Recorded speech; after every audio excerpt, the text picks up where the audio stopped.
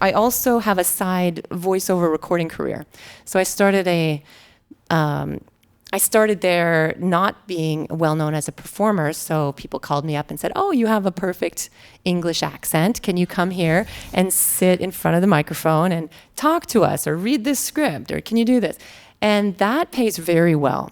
But then I started my own studio. I just built a small studio in my house, and I have many regular clients. And from that, it's not just voiceover; it's also singing for hire, and it's songwriting for hire. So I've written songs for educational process or purposes, songs for videos. There's songs online that I've written that I might not ever show you. But, they needed a song that taught kids how to say hello. And so, hello, how are you? Hello, hello, hello. It's great fun to do stuff like that and to get paid for it. And then you can, of course, I create music as well, and I create arrangements I use Logic as my platform. And I've learned a lot about songwriting in terms of layering at various instruments. So I have a great time doing that stuff. That's one sideline. I also have done professional coaching, like as a musician. So I've been coaching as like teaching guitar, but it's not my favorite thing to teach guitar, although I'm a decent guitar player. But I do enjoy teaching vocals. And I've done that for the last few years. Just on the side, I have about 5 students. And the last year, one of the schools in town, a very elite, super fancy, far too expensive music school, hired me to come in and teach jazz pop vocals 1 day a week. To teach every hour, it's about $150 to $200 Canadian. So if you teach all day, that's not so bad. You can really live on that. Then another school approached me just at the end of the pandemic when I was panicking about gigs not coming back to teach once a week a music creation program. They asked me if I would teach music, but could I do it in a creative way? And I said, well, what about just songwriting, like teach a music creation?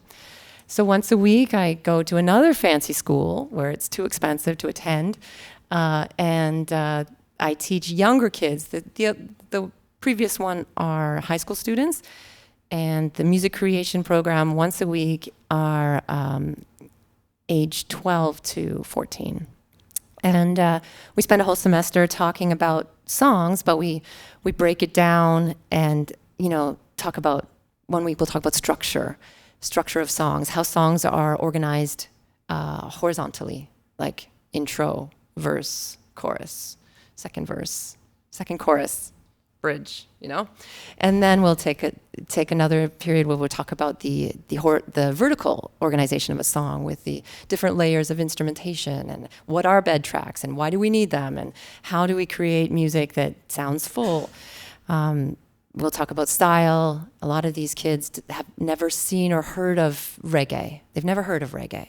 They don't know what reggae even is. How to understand what a swing beat is and how to identify that that's what's happening in a jazz song. Just breaking down a song for the things that make a song what a song is. It's sort of what you guys are doing this week. Do a whole lesson on lyric writing. I do a whole lesson on chord progressions, which we're going to talk about today.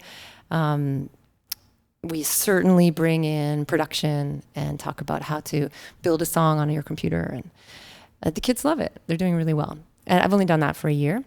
What else do I do? What don't you do? Yeah, what don't I do? Tell your friends! Tell your friends about Hooks and Ladders, but also about songstudio.ca. You can get all kinds of information about songwriting, tips, and all kinds of stuff. Anyway, like, follow, and subscribe. That's what we need. That's what you need. Because I speak Chinese, I have done some translation work, which is not related to music, but it is a bit of a performance dance, especially live interpreting, when you have to manage to make everybody's meaning very clear and in the moment and there, like so that everyone's computing everything. The biggest gig I did of that sort was at the UN in Beijing. I had to translate for a series of interviews at the UN, and it was a big highlight I'm not a translator professionally, so I don't identify that way. But when I was asked to do that, it felt like a big deal. Then I have done some other performance-related work that isn't music-based. Like I've done some acting and I've done some MC work. Again, it's all because I can speak the language. So they'll put me in a position where I have to understand what's happening in both languages at the same time. I have to be able to either host in 2 languages or, I've been hired to be a facilitator at conferences because I can function in both languages and I can make sure I'm not interpreting in those moments, but I am facilitating the discussion. And because I'm not shy at all, and I have so many years of performance experience, I've often been put on stage in weird settings. And I kind of love that cornucopia of opportunity that comes my way because I'm such an unusual specimen there. That's the other side of it. It's really hard to leave China, not just because I can earn decent money in China as a single mom as well. It's hard to leave because it's so challenging all the time. There's nothing boring about living there. It's really dynamic, constantly growing, constantly changing dynamic. And I have a cachet within that. I don't look Chinese. I can speak the language, but I don't look Chinese. So I'm very much able to dance in that culture and stand out in that culture. And that's priceless. It's a really valuable commodity that I hold. And I don't know how long I'll hold it. So I plan to be performing and doing music until they're wheeling me out in the wheelchair, I'm doing it. I don't care. I had a birthday yesterday. I just turned 49. Yeah, thanks. And thank you. And I feel everyone applauds when when it's your birthday? We love to share the joy, but it is funny. Congratulations, you're still alive. Yeah, I think it. 49.